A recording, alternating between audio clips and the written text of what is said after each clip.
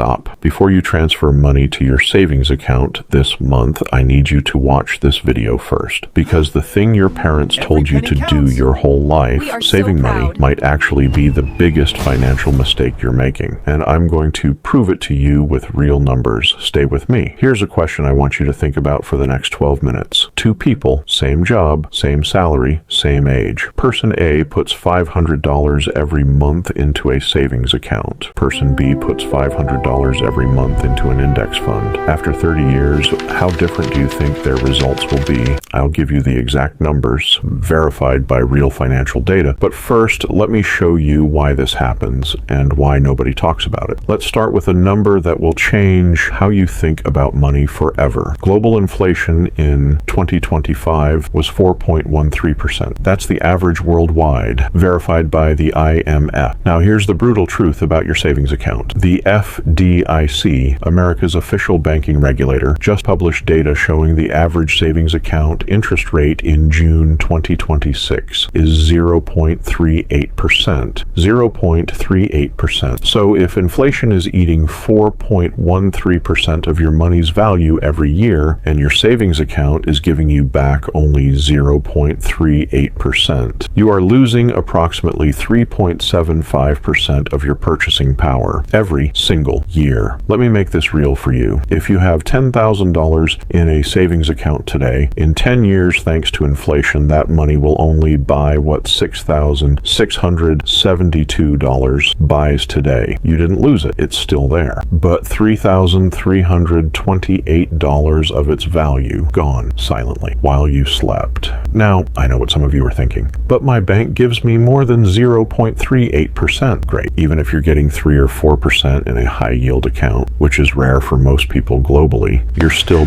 barely keeping up with inflation. You're running on a treadmill, moving fast, going nowhere. Now let's get to the real math. This is where most people's brains explode. Compound interest. You've heard of it. Albert Einstein reportedly called it the 8th wonder of the world. But here's the thing. Compound interest works for you when you invest, and it works against you when you just save. Here's the real calculation. Not made up. Actual math. You save $500 per month for 30 years. In a savings account at 0.38%. Total money you put in, $180,000. After 30 years, you have $190,629. You earned $10,629 in interest over 30 years. That's $354 a year, less than $1 a day. Now, person B, same $500 per month, same 30 years, but they invest it in a simple index fund. The S&P 500 has returned an average of 10% annually over nearly 70 years. This is historical data from NYU Stern and Robert Shiller. After 30 years, person B has $1,130,244. $1.1 million.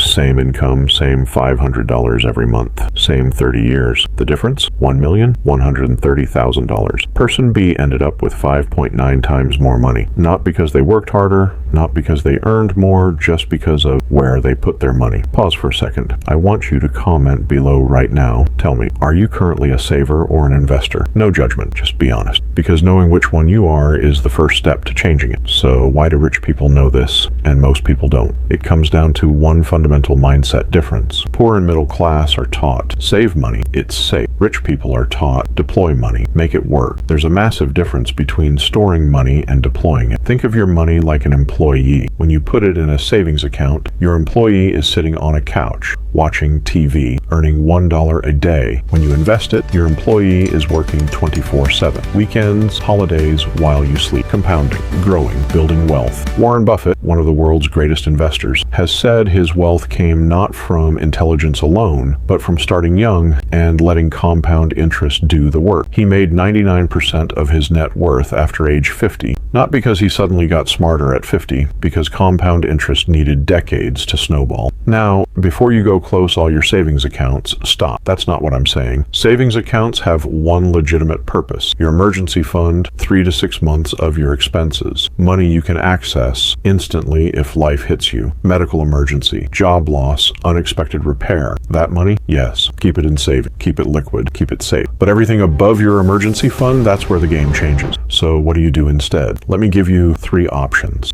from simplest to most complex. Option 1, index fund. This is the easiest one, almost no skill required. An index fund is a basket of stocks that tracks the market, like the S&P 500 or global equivalent. You don't pick stocks, you don't watch charts, you just invest regularly and let the market's historical 10% average do its job. The key is consistency, not timing. The people who lost in the market are the ones who panicked and sold. The ones who won just kept buying month after month or for decades. You can start with as little as $50 or $100 a month. Low-cost index ETFs like VOO or VTI have expense ratios as low as 0.03%. That means barely any fees. More of your money working for you. Option 2, real estate. Real estate builds wealth 2 ways. 1, rental income, money coming in every month. 2, appreciation. The property grows in value over time. The key advantage? Leverage. You can control a $200,000 property with $40,000 down payment. If that property grows 5%, your $200,000 asset gains $10,000. That's 25% return on your $40,000. Now, real estate requires more capital, more knowledge, more management. It's not for everyone starting out, but understanding how it works is powerful. Option 3, your own business or side income. No ceiling on return. An index fund gives you average market return. A successful business, no limit. Even a small side income. Freelancing, digital products,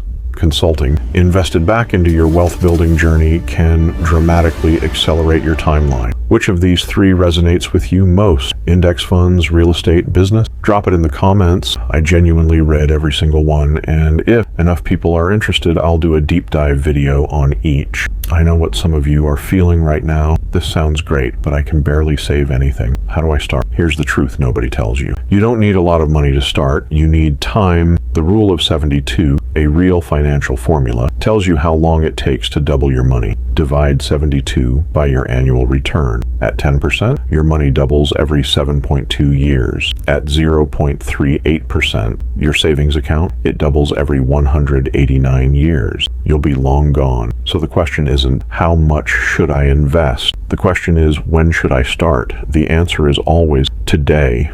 Even $100 a month invested consistently from age 25 grows to over $637,000 by age 65 at 10% returns. Wait just 10 years. Start at 35 instead. You end up with only $226,000. That 10-year delay cost you over $411,000 just for waiting. Time in the market beats timing the market every single time. Here's the honest part, the part most finance channels skip. Investing is not risk-free. The market goes up and down. In 2008, the S&P 500 dropped 38%. In 2020, during COVID, it dropped 34% in weeks. But here's what happened after both crashes. It recovered, and it went higher. Every 20-year period in S&P 500 history has been positive. Not some, all of them. So short-term, yes, there's volatility. Long-term, the data is clear. Remember the question I asked you at the very start. Person A, saver, $500 per month, 30 years. Person B, investor, $500 per month, 30 years. Here are the real numbers. Person A, $190,629. Person B, $1,130,244. Same money, same discipline. One decision, where to put it, created a difference of $939,615, nearly $1 million, just from redirecting your money to work harder for you. If this video shifted how you think about money, smash the like button right now. It helps more people find this information. Subscribe, because next video, I'm breaking down exactly how to start investing with just $100, step by step, beginner friendly, no jargon. And comment your biggest question about investing below. I read every comment and I answer as many as I can. Important disclaimer, I am not a financial advisor. disclosure, I am not a certified financial planner. Nothing in this video is financial advice.